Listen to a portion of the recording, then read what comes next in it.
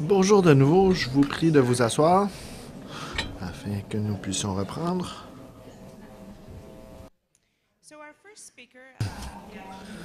Cet après-midi, nous allons commencer avec Leslie Wistrom, qui est responsable chargé des relations avec les patients pour Grifold Canada. Son rôle est de développer et de renforcer les partenariats avec les organismes clés de patients pour bien les informer. Elle s'occupe des activités de sensibilisation auprès des patients. Veuillez accueillir Leslie. Bonjour à tous, merci. Puisque je donne la première présentation après le dîner, on m'a demandé d'être très énergique et intéressante. Je ferai de mon mieux. Merci, Angela. J'aimerais commencer cet après-midi en faisant une transition vers un autre sujet. Dr. Chapman a parlé du traitement d'augmentation et la base du traitement d'augmentation est la technologie de plasma. Grifold s'engage à développer des différentes technologies sur le plasma pour des traitements dont le traitement d'augmentation. Grifold s'engage envers la santé des patients et s'engage vers la qualité de ses produits. Vous allez m'entendre le répéter à plusieurs reprises durant ma présentation. En quoi consiste le plasma? Je peux le décrire comme la partie liquide du sang qui contient les enzymes, les protéines, les enzymes qui permettent à nos organes de fonctionner. Il y a d'autres parties importantes du sang, comme les globules rouges, mais pour ma présentation, je vais me concentrer sur le plasma, qui contient les protéines que nous pouvons extraire et mettre dans les médicaments que nous fabriquons. Comme vous le voyez à l'écran, les protéines représentent une très petite partie du sang. Dans ce cas-ci, c'est 7 Les bêta-globulines représentent 21 de ce 7 de protéines dans le sang. Maintenant que nous savons à quoi consiste le plasma et où se situent les protéines, il faut recueillir le plasma.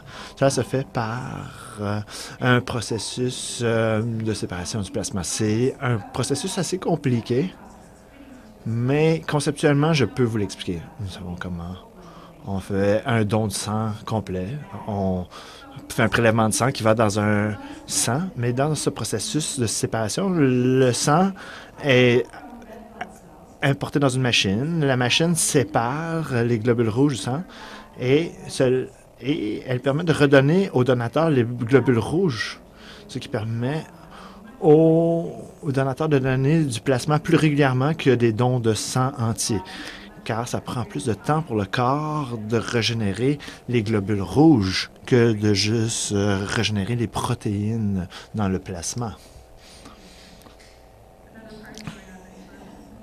Je vois qu'on s'amuse bien dans la salle voisine. Les centres de donateurs Grifols doivent être réglementés. Ils doivent répondre aux lignes directrices de qualité qui sont mises en place par des organisations dont la FDA, car les centres de dons de plasma existent un peu partout aux États-Unis, les agences de santé canadiennes, car le plasma va être importé au Canada pour des traitements de patients. De plus, les organismes de plasma et autres entreprises de plasma travaillent ensemble pour créer des normes de dons de plasma et de fractionnement de plasma. Cela inclut les normes de qualité communautaire, le concept de donneur qualifié, les technologies d'amplification d'acide nucléique et un inventaire des différents produits entreposés. C'est très important de comprendre le processus de don de plasma afin que vous puissiez comprendre le niveau de détail dans la cueillette de plasma et assurer la santé des donateurs et la sécurité du plasma.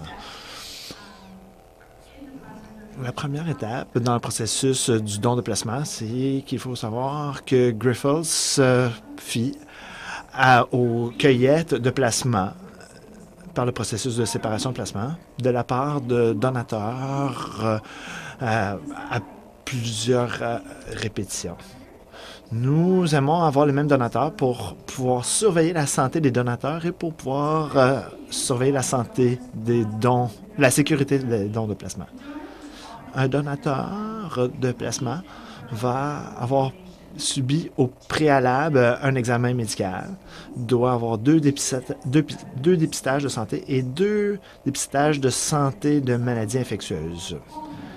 C'est ce qui permet d'avoir des donateurs qualifiés qui, nous souhaitons, sera un donateur à répétition. Le processus de don de plasma commence avec l'enregistrement des donateurs. Cette étape existe afin de s'assurer que le donateur est un membre de la communauté et que c'est sécuritaire pour ce donateur de faire un don. Le processus implique la vérification de l'identité et le donateur doit prouver qu'il ou elle a une adresse locale. Et ce qui est encore plus important dans le processus, nous allons contre-vérifier avec la base nationale de données des donateurs déférés. C'est une base dans toute l'industrie afin que les compagnies qui font des collectes de plasma, si un donateur est refusé dans un organisme de cueillette de plasma, on ne veut pas l'admettre ailleurs. Il faut aussi inclure une liste de la raison pour laquelle un donateur peut être refusé. Lorsqu'un donateur est enregistré, il faut faire une évaluation médicale. C'est une évaluation globale qui comprend un examen physique, une mesure des signes vitaux du patient, ainsi que la mesure de santé en général.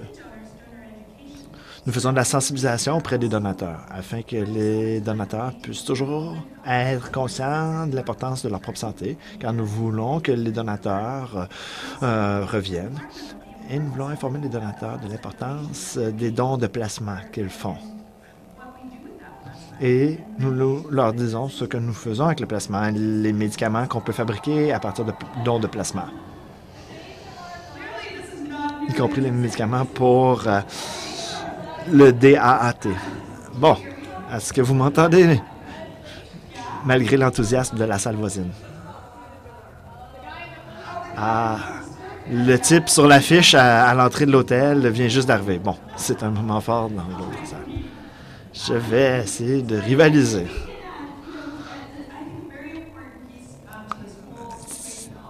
Ce que je dois ajouter ici, c'est que la sensibilisation des donateurs sur l'importance de leur geste est très importante.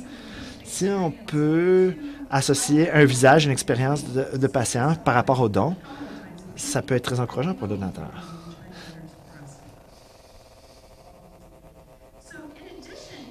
En plus de l'évaluation médicale des donateurs, les donateurs de plasma doivent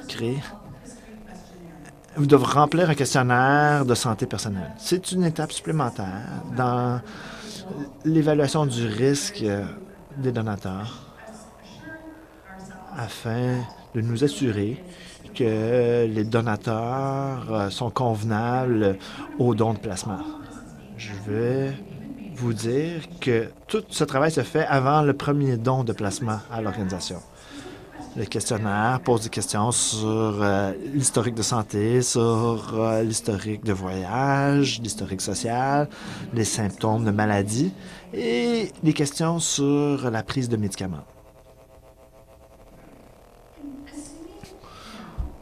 Présumant que le donateur a passé l'examen médical et que le donateur a rempli le questionnaire sur l'historique de santé, le donateur peut ensuite commencer le processus de don. Le don prend 60 à 90 minutes. C'est plus long qu'un don de sang tout court, puisqu'on doit ramener les globules rouges au donateur. Durant le temps, le donateur va être surveillé par le personnel médical pour s'assurer que le donateur va bien et que le don va bien. Le donateur doit donner 2 fois avant que le plasma peut être accepté dans le processus de fabrication. Un donateur peut donner 2 fois dans une période de 7 jours, mais pas plus, car ça prend quand même un certain temps pour le corps de régénérer les protéines dans le plasma.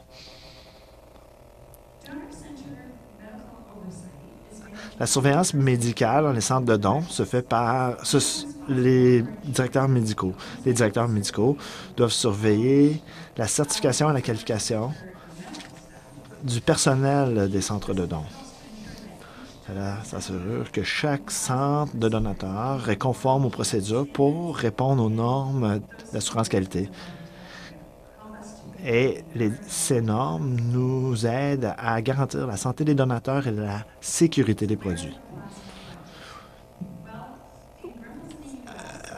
À Grifols, aux États-Unis, il y a plusieurs centres de dons. Il y a 160 centres de dons aux États-Unis qui vont recueillir 26 000 dons de plasma par jour.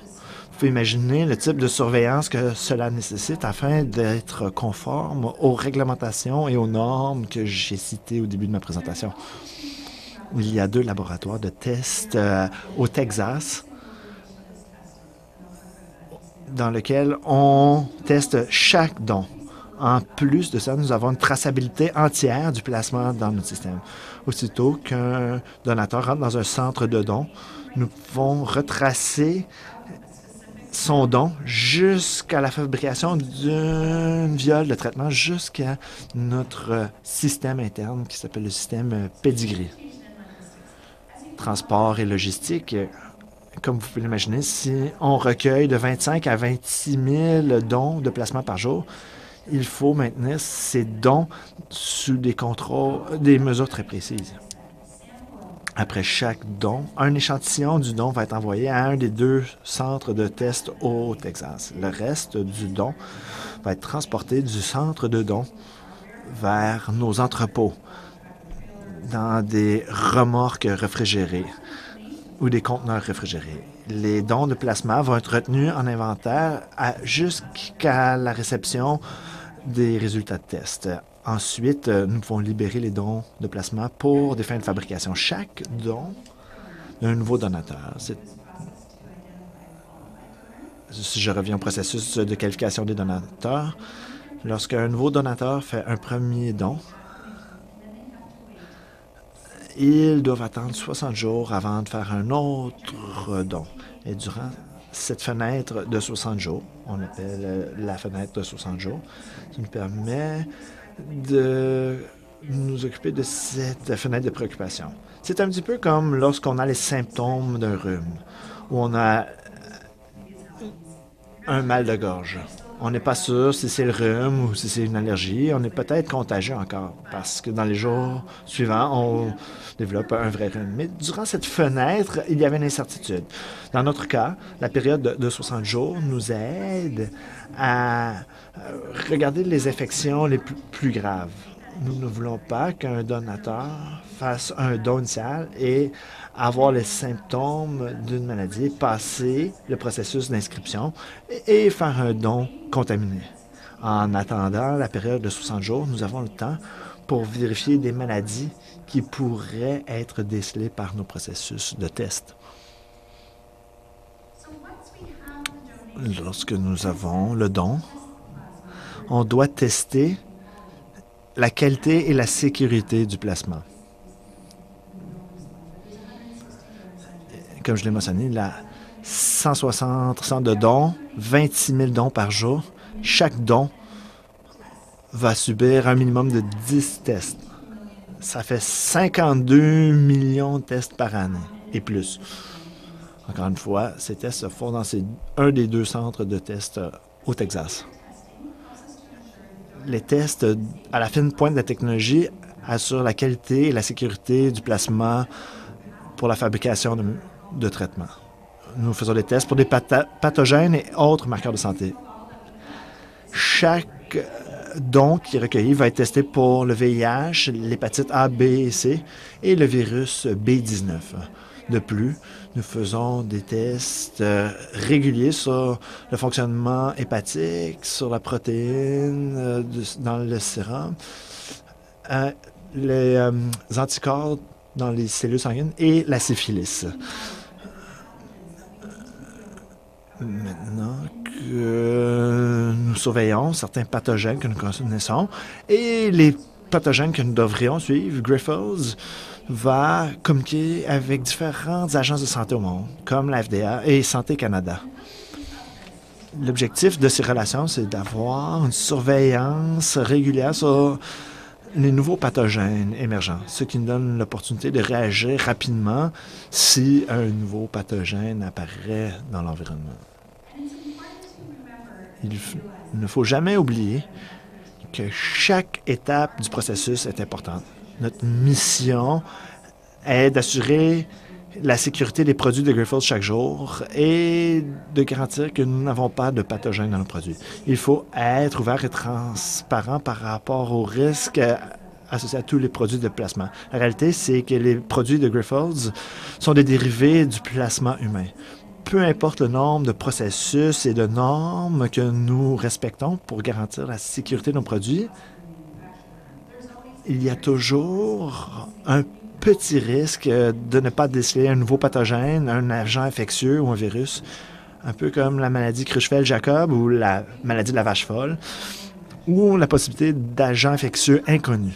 Mais comme vous le voyez dans les étapes que je vous ai présentées, nous essayons de réduire ce risque au taux le plus bas possible avec la technologie dont nous disposons. Ceci conclut ma présentation pour vous cet après-midi. Je vous remercie de m'avoir donné l'opportunité de vous expliquer le processus de fabrication de nos produits et j'espère que vous voyez des liens avec la présentation du Dr Chapman ce matin. Je vous souhaite une bonne journée et une bonne conférence. Merci.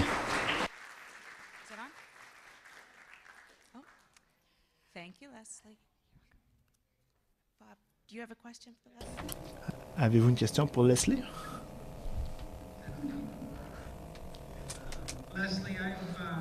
Leslie, j'ai visité un des centres aux États-Unis et c'est très impressionnant. Je recommande à n'importe qui d'aller voir les centres aux États-Unis. Mais je n'ai pas vu de centre de cueillette au Canada. Est-ce qu'il y a une raison qui explique cette absence? Oui, vous avez raison, il n'y a pas de centre de collecte de placement. Le système de don de sang au Canada est complètement différent. C'est géré par deux organismes nationaux, mais les dons doivent toujours être faits par ce système. Il y a Emma Québec au Québec et Canadian Blood Services qui gèrent les autres centres de dons. Il y a des changements en cours dans l'industrie, mais pas chez Grifols. Je m'excuse, le commentaire était inaudible.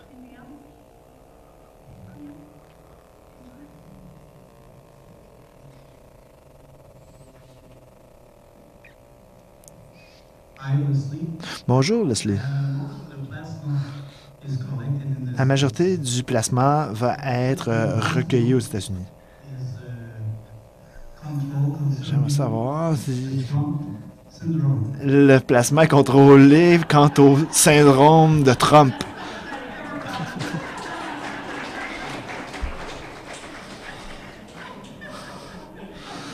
C'est une bonne question.